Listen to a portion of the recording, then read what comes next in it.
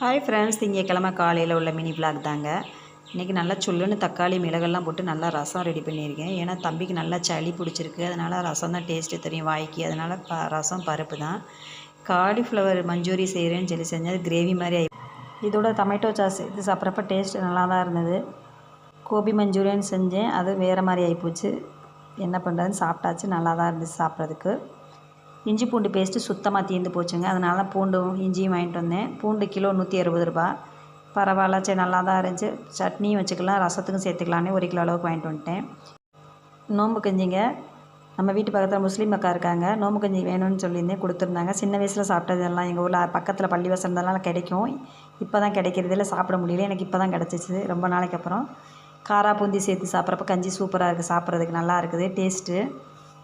எனக்கு வந்து நோம்பு கஞ்சினாலே ரொம்ப பிடிக்கும். வீடியோ பிடிச்சிருந்தால் முழுசாக பார்த்து சப்ஸ்கிரைப் பண்ணி சப்போர்ட் பண்ணுங்கள் ஃப்ரெண்ட்ஸ். Thank you friends. இந்த வீடியோ பார்க்குறோம்.